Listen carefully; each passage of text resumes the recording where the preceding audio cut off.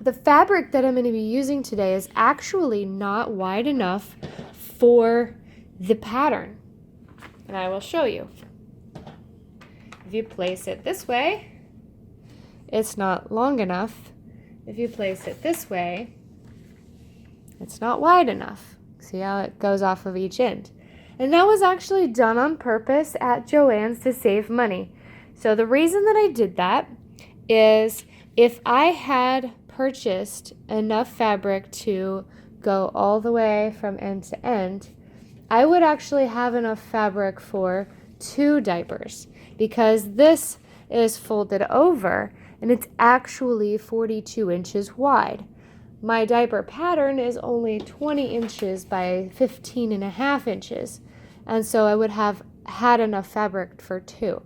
I actually didn't even have to get this much. I only needed, because my pattern is 20 inches long, I only needed about 11 inches, and I think I have 12 here. Let me just measure. Yeah, so about 12, almost 12.5 inches.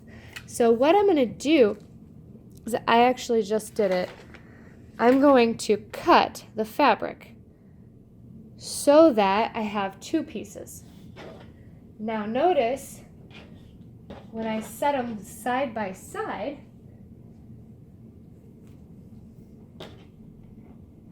let's overlap it just a little bit, my pattern actually fits on it quite well.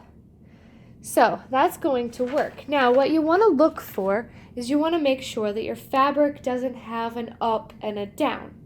If it does, you'll want to make sure that you turn one of those pieces of fabric. In this case, I do seem to have a kind of an up and a down. For example, all the pieces that have the word Dalek are all facing this direction. And so I'll want to turn this one so that they're facing each other. You want to always make sure that your fabric pieces are facing each other. Let me get you an example. This owl here. This is my pocket diaper. The owls are all facing upright. And so I put a seam in the crotch so that on the bum, let's turn the diaper over, the bum has the owls facing upright and the front has the owls facing upright. So you'll want to do that with your fabric. And so when you get them facing each other like this, you'll flip one of these so that they're on top of one another. Did you see how I did that? So they're facing one another. Now this one's facing that way and this one's facing that way. Just flip one up. And you'll sew this bottom edge right here. So let's go over to the sewing machine and get that sewn up. This sewing machine is 25 years old. So I don't want to hear, oh, my machine is old and tired and it won't do what yours does. This machine is 25 years old. It's had a long, hardy life. All right, so actually what I'm going to do is I'm going to put in just a regular, we'll talk about my walking foot here in a bit, but we're just going to put in a regular foot. This is our size 0, the standard sewing machine foot that comes with every sewing machine. Now, I like to use this first line right next to, can you see that? Right next to my foot, there's that first line. I like to use that first line. I don't know why, it's just my favorite. My settings always have to be adjusted. So watch your stitch length. I set my stitch length on mine as at 3. I'll show you the difference real quick. So when my machine first powers on, the stitch length is really, really tight. Let's show you what that looks like. I don't know if you can see it. Yeah, you can see it. See how tight that is?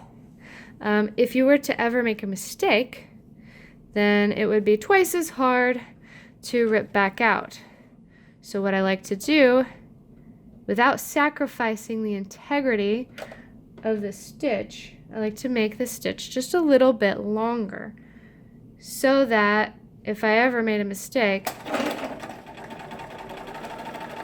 I would be able to take those stitches out. Let me show you what that looks like. 25-year-old machine. Actually, I lost it. Let's show you what those stitches look like. All right, so here's the original ones, and then here's the bigger ones. Can you see the difference? All right, so let me get that sewn up real quick. My machine actually made a little bit of a mess on the back, but I'll be able to clean that up, it looks like. It's not that bad.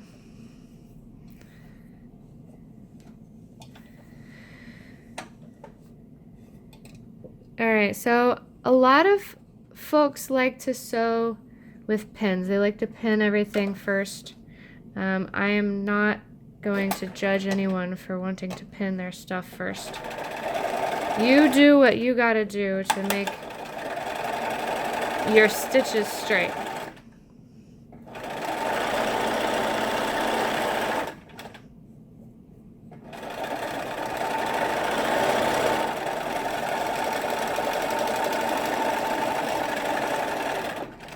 You don't have to backstitch any of this because there's nothing going to be pulling against it.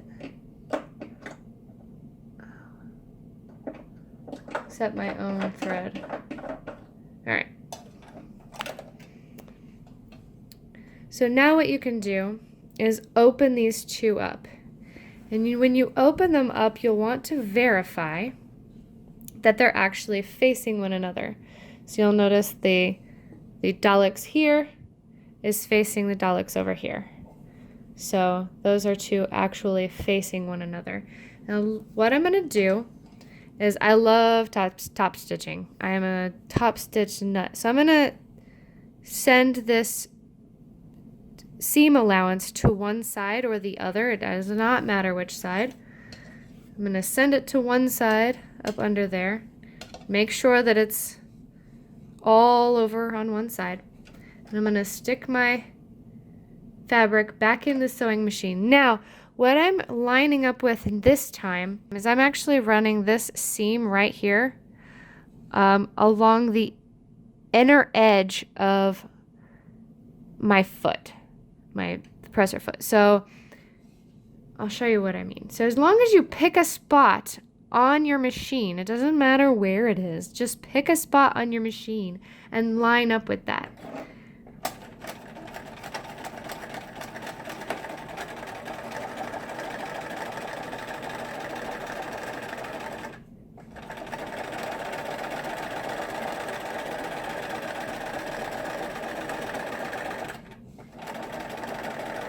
You'll want to make sure as you go along that your seam allowance is still off to one side.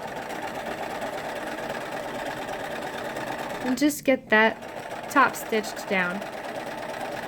Now I'm using white thread for a couple of reasons. One, I think it'll be easier for you guys to see my stitches. And two, I like to use white snaps. I'm kind of funny like that. And my white thread and my white snaps go good together. So you can see through my fabric. Let me fold it. There we go. So now I have the seam and then I have the top stitching next to it. Let's move back over to the cutting table.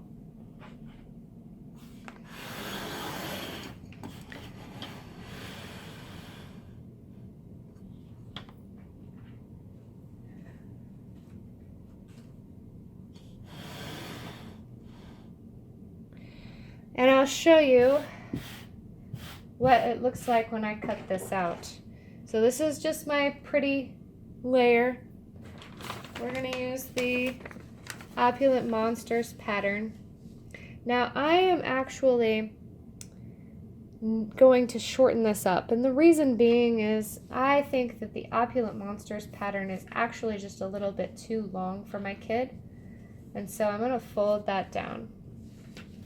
And all I did was I just drew a few lines that were even, and I'm folding it down. That shortens it for me, and it gives me the ability to open it back up if I wanted to make a larger one, which I just did yesterday. So I'm going to fold that down.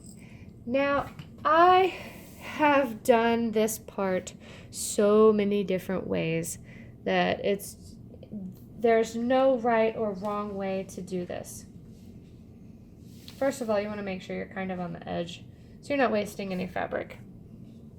Let's get as close to the edge as we can. And then line up with your seam pretty evenly. That's just for aesthetic reasons. That makes no difference functionally. And you have options here. You can pin all the way around here so that it's attached. You can draw around it and remove your pattern, or you can simply weigh it down with something and start cutting.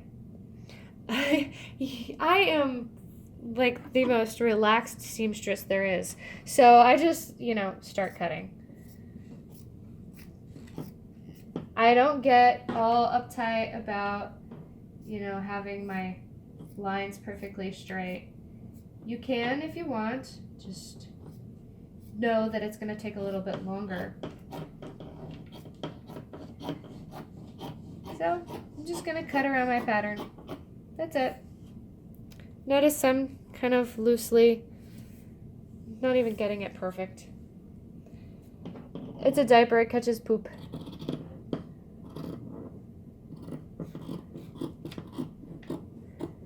It will look good in the end regardless, so.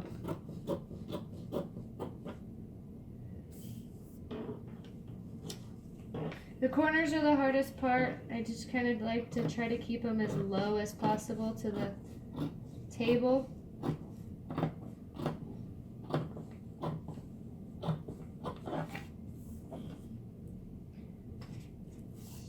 Move my weight because my hand is in the way.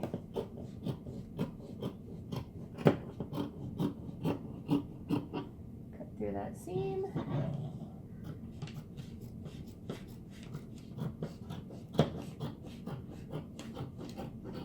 My scissors have been used for things other than fabric, and so they don't cut very well, truthfully.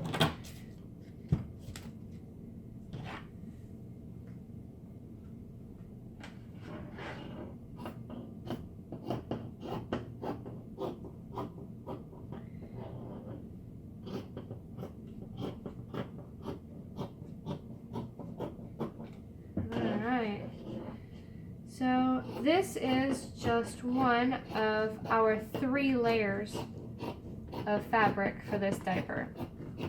The other 2 layers will be made out of pull, or PUL. I don't know how the correct pronunciation of that is. The guy at the fabric store who owns the fabric store in our area calls it pull, so I've just been pulling at that. I'm sure he's not an expert either. All right. So now it's cut out. It's a little bit haphazard, but it'll still look good, I promise. And it'll still catch poop. All right. Check that out. So when you fold this on this line, you'll see that we have all of the words facing upright on the back and all of the words facing upright on the front.